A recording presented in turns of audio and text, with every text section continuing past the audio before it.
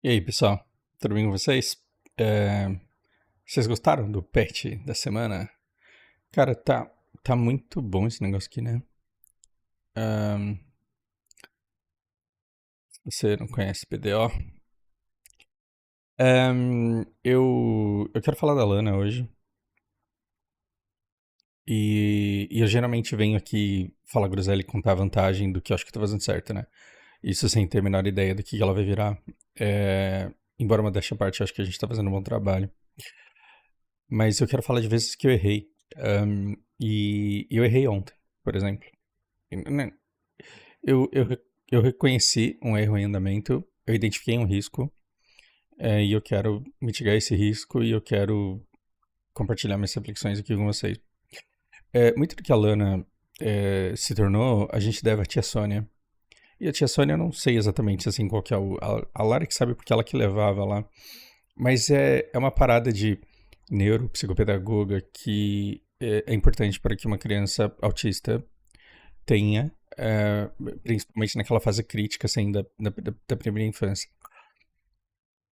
Lana não tinha contato visual, e quando ela tinha contato visual, não tinha empatia, não se conectava com uma pessoa pelo olhar, como crianças não autistas geralmente fazem. E, embora ela olhasse no olho, sim, ela tinha dificuldade de se expressar e uma série de coisas. E eu acho que muita coisa do que ela desenvolveu foi com a ajuda da tia Sônia, mais do que todas as outras terapias que ela fez. Teve um ano aí, pós-pandemia, que a Lari ficava semana inteira sem de casa. A gente gastava uma fortuna com o Uber, porque eu não queria que ela dirigisse, porque era um risco que eu não queria correr. Ahn, e não compensava eu ficar levando ela pela terapia, dado o valor que eu ganho por hora e o custo do Uber. Então, cara, eu ficava tomando umas bordoadas todo mês. E pra Lari era difícil também, porque ela vivia em sala de espera de terapias que ela não fazia. E eu percebia que com a tia Sônia era diferente aí, que ela melhorava muito. E, embora eu não conversasse com ela, eu ficava sabendo tudo o que acontecia, porque a gente conversava com a Lari e acabava descobrindo tudo que a tia Sônia tinha falado. E a tia Sônia fez eu entender um erro que eu cometi. E um dos erros que eu cometi foi quando eu levei a Lana no cinema, eu falei, a gente vai comprar o ingresso, mas a gente não vai comprar pipoca. Por quê? Porque pipoca é uma coisa que não se compra em cinema. Só por isso. Só que, se eu te explicar por que a gente não compra pipoca em cinema, você vai entender por quê. Porque você é adulto, porque você já tem córtex pré-frontal, porque você sabe matemática. A Lana de 4 anos não sabia nada disso. E a primeira vez em que eu levei a Lana no cinema, eu falei, a gente não vai comer pipoca lá dentro, porque a gente vai comer pipoca em casa e a gente vai depois sair pra jantar. E a gente entrou no cinema, que era um filme infantil, e um monte de criança com aqueles balde enorme de pipoca. E a Lana se sentiu tremendamente excluída. Então, coisas que na minha cabeça, na teoria, funcionavam perfeitamente, ela vai entender que depois a gente vai comer pipoca em casa e que depois a gente vai saber jantar que é mais legal do que a pipoca. E ela vai ficar bem com isso, porque nem pra pipoca ela liga tanto. E eu ainda tinha os argumentos a meu favor. Em casa a gente vai fazer pipoca doce que você gosta. E a pipoca aqui é com muita manteiga, com muita gordura. Cara, a Lana não conseguiu prestar atenção no filme. Por quê? Porque ela só tinha olhos para as crianças que comiam pipoca. Por quê? Porque ela entendeu que cinema era um lugar de se comer pipoca. E nós somos seres sociais. E a gente quer imitar os outros, a gente quer seguir o bando. Ahn, Você pode eventualmente crescer, se sentir diferentinho e não seguir bando, né? Virar eu, por exemplo, chato pra um caralho. Mas nós somos animais de bando. E eu levei isso pra tia Sônia e ela falou: não, mas aí vocês erraram, né? Porque você poderia não sair pra jantar, por exemplo. Você poderia não fazer pipoca em casa. Mas é difícil explicar pra criança que ela não pode fazer uma coisa que tá quase todo mundo fazendo. Por quê? Porque ela quer pertencer àquele lugar e aí a pipoca acompanha aquele lugar. Estou falando que você tem que ficar comprando pipoca toda vez que você for no cinema pro teu filho, não é isso. É que a Lana, ela nunca tinha passado por aquela experiência pra saber como era comer pipoca no cinema. E se você já comeu muita pipoca no cinema e quando você vê que a pipoca tá R$ 45 com um negócio ali, você fala, não, cara, tem maneiras muito melhores de ser feliz com R$ 45 do que comprar uma pipoca no cinema. Você consegue comparar, porque você já teve experiência anterior de comer essa pipoca lá. E você sabe que tem outras coisas que te fazem mais feliz quando você come e que são muito mais baratas. A Lana era uma bebê, uma criança, que não tinha essa percepção. Então ela não podia comparar com antes. E aí eu falei, entendi. E aí eu falei pra Lana, vamos de novo. E assim, foi uma diferença muito pequena, porque ela ficou abaladinha, né, com o que aconteceu. Ela lembrava mais dela não ter comido pipoca do que do filme que ela assistiu, por exemplo. Né? E eu pensei, pô, errei, caguei e vamos consertar. Na semana seguinte, ou 2 semanas depois, eu não lembro, a gente foi no cinema. E a primeira coisa que a gente fez foi comer pipoca. E aquele foi um dos dias mais felizes da vida dela. Tô exagerando. Mas a maneira como ela caminhava pra dentro do cinema, a maneira como ela sentava e olhava pro filme, a maneira como ela viveu aquela experiência foi completamente diferente. E nem da pipoca ela gostou. Quer dizer, ela comeu a pipoca, mas ela estava muito mais interessada no chocolatinho e no refrigerante. E em determinado momento ela estava empapuçada e não estava gostando mais daquilo. E, e aí eu falei, hoje a gente não vai jantar, não vamos comer aqui no shopping porque a gente comeu a pipoca. E ela estava empapuçada de pipoca nem como ela queria, e tudo bem. Isso deu uma oportunidade para que na terceira vez eu tivesse essa conversa com ela antes. Eu falei, olha, e assim, Lana, é muito difícil para ela trabalhar com matemática agora, que ela tá começando a fazer contas, mas ela tá decorando a tabuada de soma ainda. Então, eu não consigo fazer cálculos com dezenas que façam sentido para ela. A matemática dela tá meio atrasada, mas assim como todo o resto, ela tende a em algum momento alcançar. E na vez seguinte, eu falei, olha, custa muito dinheiro aquela pipoca lá. E com o dinheiro que a gente compra pipoca, dá pra gente ir, por exemplo, na Americanas, que acaba com o país, que fode com o comércio, né? A gente vai lá na Americanas e compra M&M, por exemplo. Ou mesmo chocolate, só que a gente pode comprar mais. Ou a gente guarda esse dinheiro pra fazer alguma outra coisa. A gente pode fazer um passeio do lanchinho a mais que esse dinheiro. E, e aí ela entendeu. Por quê? Porque ela já tinha tido a experiência de comer aquela pipoca lá. Hoje, quando a gente vai pro cinema, ela caga pra pipoca. Por quê? Porque ela vê as crianças com a pipoca e ela entende, eu já vivi isso daí. E na troca, eu não levo vantagem pedindo essa pipoca. E foi desse jeito, por exemplo, sem matemática, com um pouquinho de matemática, né, de forma indireta, que a Lana parou de pedir Kinder Ovo. Porque Kinder Ovo com propaganda e com outras crianças comprando é uma desgraça. Eu não sei se você já teve essa fase na sua vida. Né? E ela ficava pedindo Kinder Ovo porque tinha o presente, queria Kinder Ovo porque tinha o brinquedo. E eu falava, olha, esse Kinder Ovo aqui, e aí a gente tem o nosso passeio do lanchinho, porque pelo menos eu posso negar doce pra ela a semana inteira, porque eu falo, não, a gente vai comer doce no passeio do lanchinho. Mas aí tem que ter, e todo fim de semana a gente vai, vocês já sabem, né? A gente dirige pela costa, a gente dirige por todo o calçadão da praia ali, vai olhando o mar, vai olhando as pessoas, e isso aqui a gente para no posto antes e compra os doces e ela vai comendo o biscoitinho dela, o bolinho que ela escolhe, vai tomando o suquinho que ela escolhe, tem a dose semanal de açúcar, e aí a gente gasta em torno de 10, 15 reais por pessoa ali no máximo. É um passeio barato e que significa muito para ela, porque ela faz desde sempre, desde que ela tem consciência, ela faz esse passeio, é uma tradição que a gente mantém até hoje. E na época que ela começou a pedir Kinder Ovo, eu falei, olha, você pode até pedir esse negócio aí, só que como ele é caro, você vai ter que abrir mão do biscoito ou do bolinho e do suco também. E ela fez a boa e velha estratégia de pegar o Kinder Ovo e pedir o suco e o biscoito, o salgadinho pra mãe dela, né? Também dá certo. Mas aí é porque a gente estava disposto a compartilhar com ela. E aí, mais alguma coisa eu ia de maneira indireta, não cobrar ou não jogar na cara, nada disso, mas alguma coisa eu ia recusar e diria, não dá pra comprar porque a gente já gastou dinheiro no Kinder Ovo. Então, a gente não trabalhava com números, porque ela era muito nova pra isso. Às vezes eu até citava o número, mas não esperava que ela entendesse. É bom pra ir registrando no subconsciente dela.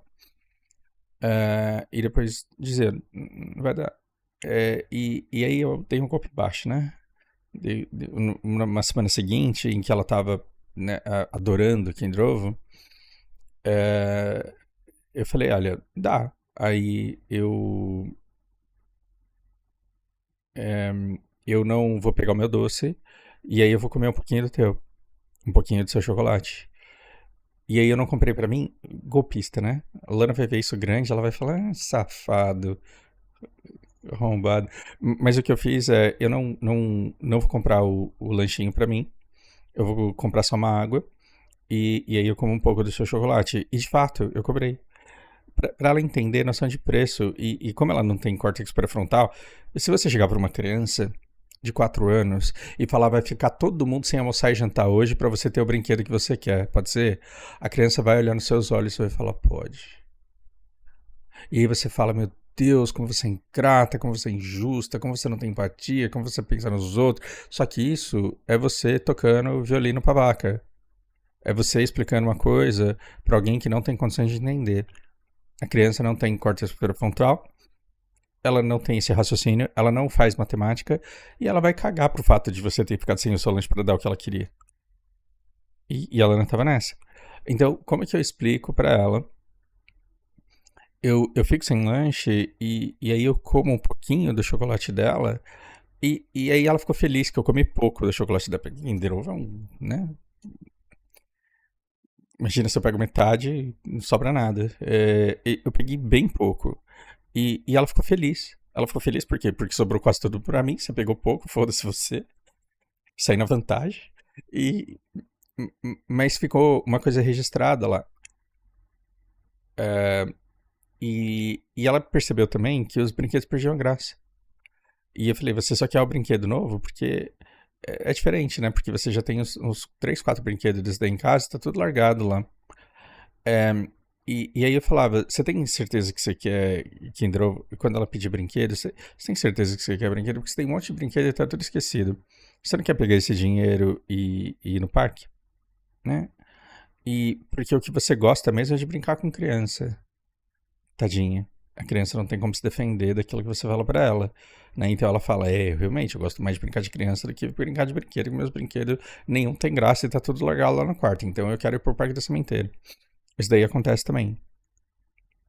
O que acontece é que eu nunca falei pra Lana, Lana, para de ser burra e para de comprar Kinder Ovo, você não percebe que não vale a pena? Não. Eu fiz, eu ensinei ela a fazer escolhas desde cedo, e aí ela naturalmente foi começando a fazer as escolhas que faziam mais sentido e que eram mais vantagem pra ela. Diz eu me orgulho. Dessa parte eu me orgulho. Eu não me orgulho de não ter dado pipoca na primeira vez que ela foi no cinema. E pode até parecer não ter nada a ver. Mas rolou uma coisa no judô, e não foi a primeira vez. O que acontece é assim, né? Eu peguei a quarta-feira pra levar ela no judô. Ela tem judô de segunda, quarta e sexta. Então na segunda e na sexta, a Lari e o Sheldon levam ela. E eu busco ela na escola na quarta-feira, tenho a mochila com o kimono, levo ela e ela janta aqui em casa. Às vezes dorme aqui em casa, às vezes não. Então eu vejo ela nos fins de semana e às quartas-feiras. E aí, tem uma turma de criança da idade dela de judô às 6 da tarde. E tem uma turma de adulto logo depois às 7. E o que acontece é que algumas das crianças que treinam às 6 têm os pais que treinam às 7. Então eles têm que ficar lá até às 8. Pois bem. A academia de judô é um lugar onde você leva um celular? Não. O celular de criança não vai pra academia de judô. Por quê? Porque ela tá lá pra aprender a lutar E ela tá lá pra aprender a correr, ela tá lá pra aprender a sobreviver às crianças, a fazer amizades e a brincar. Então, eles pulam corda, pega faixa, faz de corda, fica pulando. Tem um monte de brincadeiras lá e isso é super saudável. O treino ele vai das 6 às 6h50 e o treino dos adultos começa às 7 horas. E durante esses 10 minutos as crianças se divertem muito. E eu costumo dizer que esses 10 minutos são o mais importantes do treino. Por que são os 10 minutos mais importantes do treino? Porque durante o treino ela tá fazendo tudo que o professor manda. Durante o treino ela tá obedecendo e ela tá fazendo o que ela tem que fazer pra aprender o negócio lá. Das 6h50 às 7 horas, ela não precisa obedecer ordem nenhuma, ela só precisa brincar com as crianças. E aí, eu não tô no parquinho pra ensinar como que a criança tem que brincar, você deixa elas lá e elas se entendem. Ah, mas você não ensinou brincadeira. Elas vão descobrir alguma coisa e elas vão fazer juntos, elas vão se divertir. E o seu papel é, no máximo, não deixar elas se matarem. Então eu gosto muito de ver a Lana brincando nesses 10 minutos, porque ela brinca de pega-pega, ela inventa umas brincadeiras, ela imita as crianças fazendo o que as crianças fazem. E desde o começo, eu falava pra Lari, esses 10 minutos são importantíssimos. Então, se chega às 6h50 e você vai embora numa hora em que todas as crianças estão brincando e que ela não vai poder. Então, a gente esperou 50 minutos, espera mais 10. Porque aí às 7 horas o professor chama o treino da turma seguinte e aí todo mundo dispersa e todo mundo vai embora mesmo. Então esses 10 minutos não vai fazer diferença. Vão ficar esses 10 minutos. Só que aí o que acontece? Essas crianças desses 10 minutos, elas se dividem em duas turmas. Uma que vai ficar correndo no tatame enquanto os adultos não entram. Tatame, não é tatame, é um chão lá. E elas vão ficar brincando de qualquer coisa que seja. Ontem estavam brincando de vôlei lá e tava bem divertido. Engraçado, né? Você falar numa academia de judô japonesa, que depois do treino no judô ficaram jogando vôlei ali dentro. É engraçado. É inusitado, porém eu prefiro o judô daqui do que o do Japão. Pra criança, assim, é maravilhoso que você possa jogar vôlei no mesmo lugar onde você tava treinando judô. Adorei tudo aquilo. Só que aí o que acontece? Quando dá 7 horas, acaba a brincadeira das crianças. Então elas têm que sair. E o que elas fazem? Elas vão embora.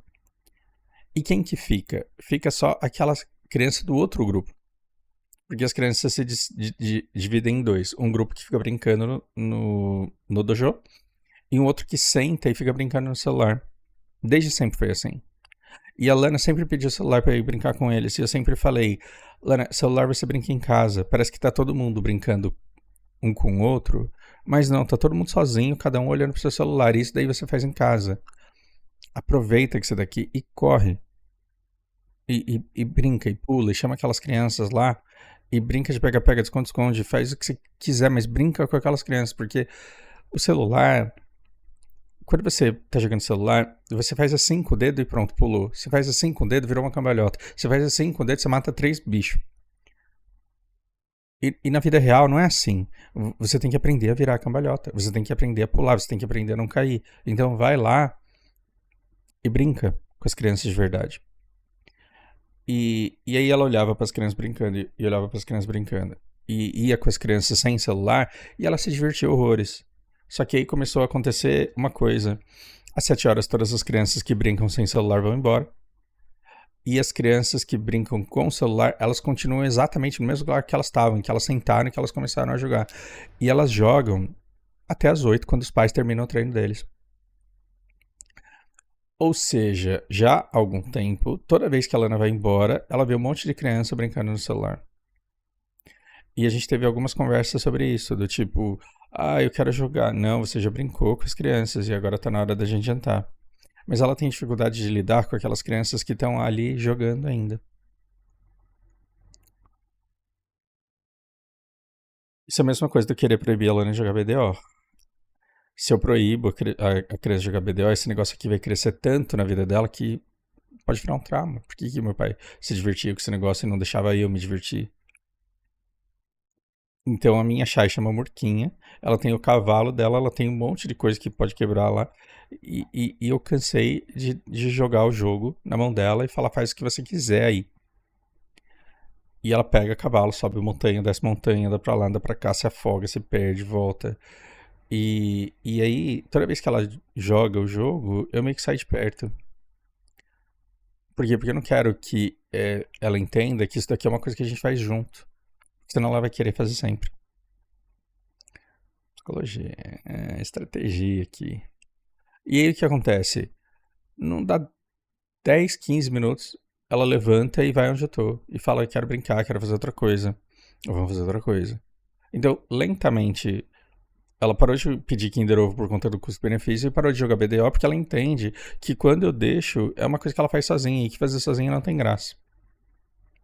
Tem outros jogos que a gente joga junto, aí esses jogos são diferentes.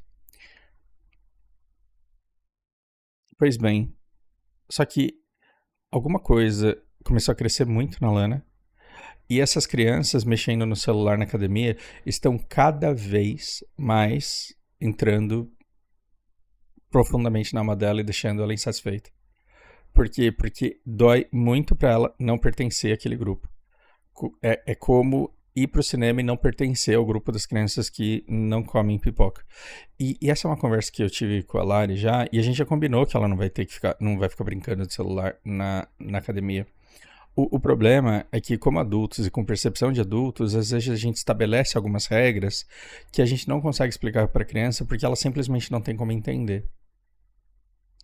E ontem, quando bateu 7 horas e as crianças foram embora, a Lana ficou tão desesperada para pertencer ao grupo que mexe no celular que ela queria o meu celular pra fazer Duolingo, porque o dela não foi, né? O dela ficou na casa da mãe dela. Mas ela tava tão desesperada por pertencer àquele grupo pequeno lá que ela tava me pedindo o meu telefone para fazer Duolingo em chinês do lado das crianças. Inclusive parei Duolingo, tá? A gente terminou aqui com uma ofensiva de 180 dias. 184 dias. Porque eu percebi que só tô fazendo Duolingo para não perder a ofensiva. E há muito tempo, simplesmente fazendo uma lição para não perder a ofensiva. Por quê? Porque entre o Duolingo e o Bilibili eu aprendo muito mais no Bilibili. Então, meio que o Duolingo não faz sentido eu ficar tentando não perder essa ofensiva, é melhor eu perder logo de uma vez. E o dia que eu estiver entediado, porque caiu a internet, porque eu tô preso no trânsito em algum lugar, se um dia eu tiver que esperar alguém por muito tempo, aí eu entro e faço muito por muito tempo, mas eu não vou ficar fazendo um pouquinho por dia, só porque eu tenho que fazer a daily quest, não vou fazer isso mais.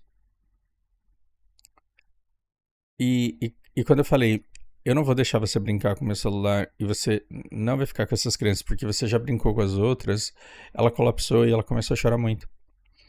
E eu entendo isso. E ela já sentou do lado das crianças sem telefone para ficar olhando eles jogarem. Só que não é uma atividade social ali. Nenhuma criança tá brincando com a outra. Tá todo mundo brincando consigo e com o celular. Então quando ela sentou do lado de 4 crianças para ver 4 crianças jogando, é como se ela fosse invisível. Porque ela tava olhando para todo mundo e cada criança tava olhando pro seu. E aí eu percebi que contra tudo aquilo em que eu acredito, contra tudo aquilo que eu pensei e combinei com a mãe dela, não se trata de jogo de celular ser saudável ou não e dever ser jogado ou não numa academia de judô. Porque virou a pipoca dela naquele ambiente. E ela quer se sentir pertencente àquele ambiente. Então, eu, sem menor noção do que eu tô fazendo com a educação dessa criança, podendo dar muito errado no futuro, porém fazendo o melhor que eu posso todos os dias, eu saí da academia, fui conversar com a mãe dela. E eu falei, pelo menos nas quartas-feiras, eu vou levar o telefone dela. Eu vou segurar esse telefone até às 7 horas, porque eu vou querer que ela brinque com as crianças que brincam sem telefone, pra ela aprender a cair de verdade, aprender a pular de verdade, a dar cambalhota de verdade, aprender a se relacionar, aprender a falar e tal.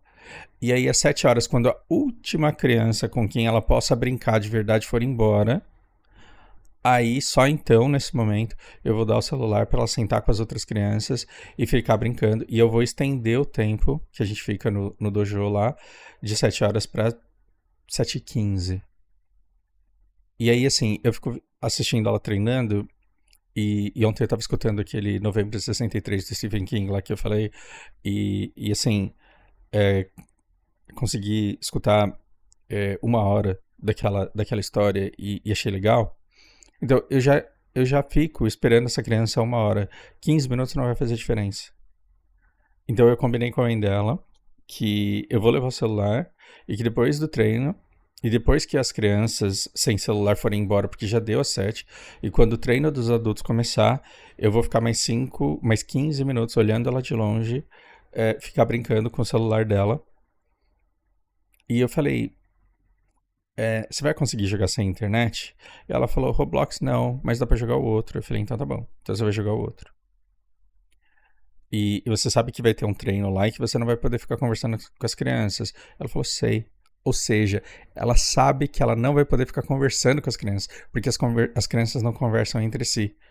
Mas, para a formação dela, porque ela não tem córtex pré-frontal, porque ela sente inveja, porque ela quer se sentir pertencente.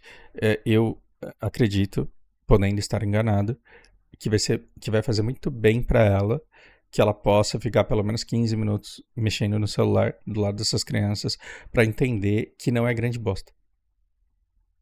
Mas pelo menos ela vai saber. Vai ser igual a pipoca do cinema. Hoje a gente vai lá e ela não quer mais pipoca. Quando a gente vai fazer o passeio do lanchinho, a gente chega no posto e ela não quer mais Kinder Ovo.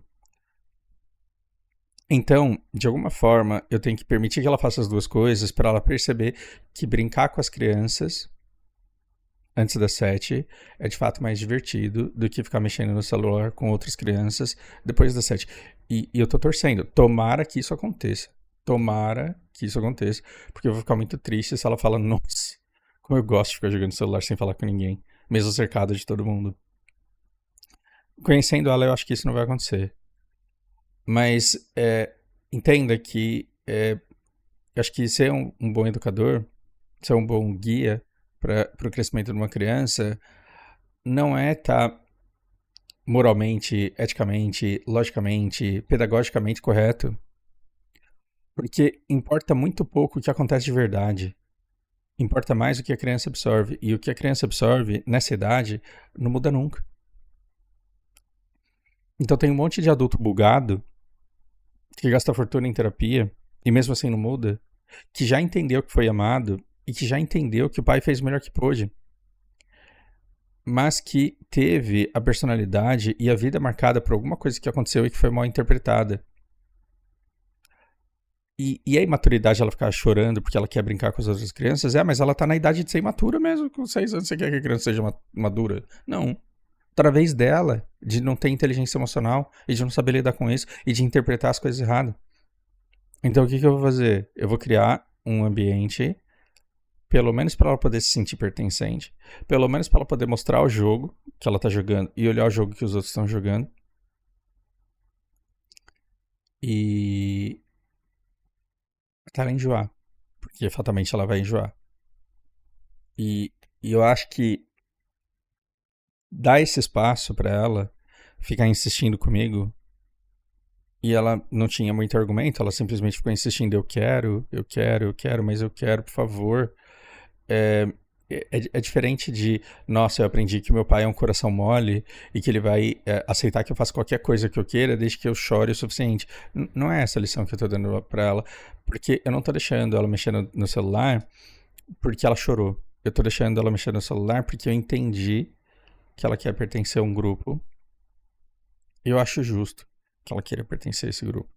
E que ela sinta que ela pode transitar ali, que ela pode ir embora quando ela quiser. Então, eu vou introduzi-la nesse ambiente, que é o que crianças que têm pais têm de privilégio. Porque órfão tem esse privilégio, né? Ele tá sempre sobrando e ele recebe sempre atenção de caridade. E aí eu vou fazer com que ela decida se ela quer continuar nesse ambiente ou não. E como que ela vai transitar para esses ambientes. Mas eu vou permitir que ela experimente. E eu acho que isso é uma coisa muito importante.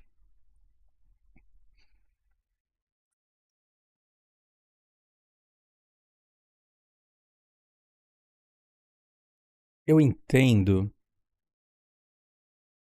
Quando vem uma mãe vegana na Natiluz e fala: morro de orgulho porque minha filha tem 12 anos e não sabe o que é uma Coca-Cola porque nunca tomou. Eu entendo, e essa iniciativa é louvável pela intencionalidade. É bonito o que você quer com a educação que você está dando, e o seu filho muito provavelmente vai crescer e vai reconhecer isso. Agora, pragmaticamente falando, é uma merda de uma educação.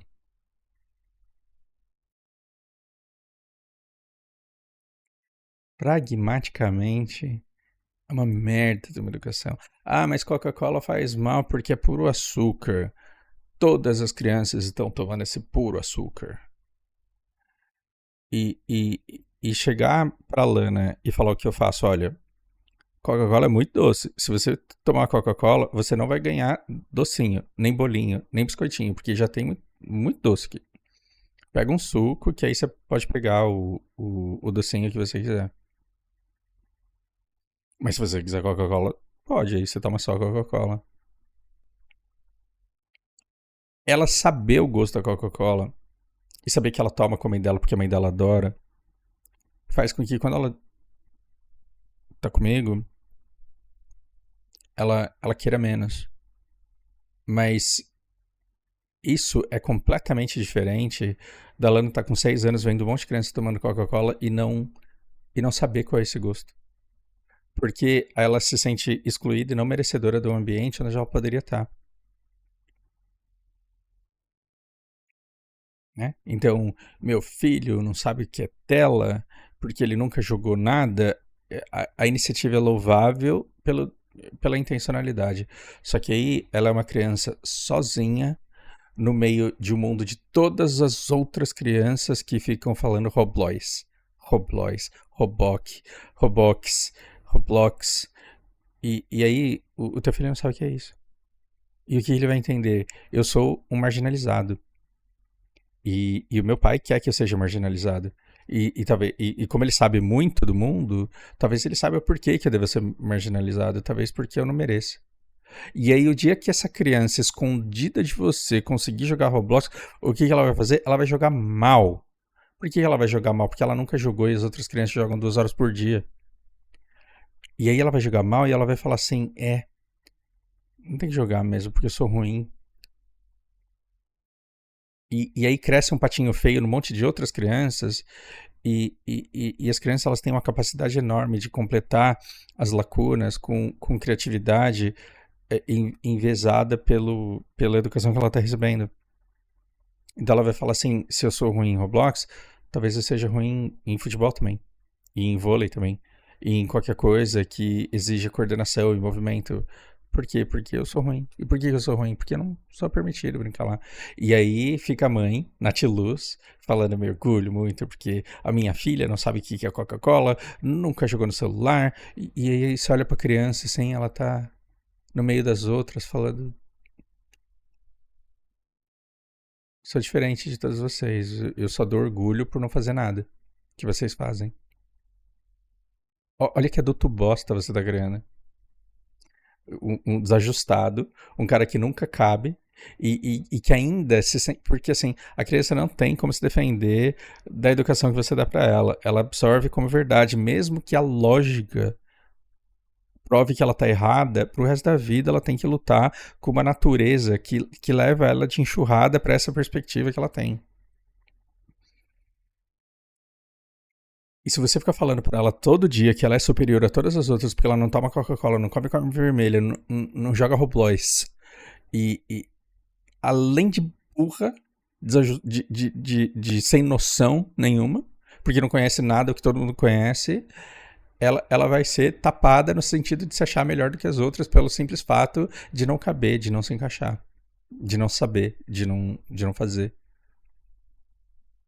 E aí ela vai ficar se achando, só que o mundo não vai passar a mão na cabeça dela, né? Não vai ficar falando você é especial, porque uma coisa que a Lana cresceu ouvindo, assim, desde antes dela criar noção do que isso significava, você é a criança mais amada dessa casa. Você é a criança mais amada dessa casa. Você é a criança mais linda dessa casa. E lá fora, foda-se. Porque lá fora não é uma competição. Mas aqui você tem amor. É diferente de uma mãe natiluz ficar falando você é melhor do que todas as outras crianças porque você não toma Coca-Cola, só que elas não sabem que você é superior. Aí na vida corporativa vira essas nojentas que fica falando, ai, é esse bando de gente rude, tosca, grossa, que não sabe o valor que eu tenho, nem enxerga o valor que eu tenho, estragou. Empiricamente, uns bons 15% da vida corporativa aí. Não é só de mulher, não. Né? Eu vou parar de falar groselha porque agora chegou a hora de fazer o almoço. Então é isso. Espero que cause reflexões aí em vocês. E espero que vocês não saiam fazendo o que eu faço simplesmente porque eu falo do jeito que parece inteligente. Espero que vocês façam as reflexões de vocês e deem a educação que vocês acharem melhor para os filhos de vocês. Porque eu falo como se soubesse o que eu tô fazendo, mas na verdade eu não sei. Tô morrendo de medo de que essa criança vai virar. Um abraço pra vocês.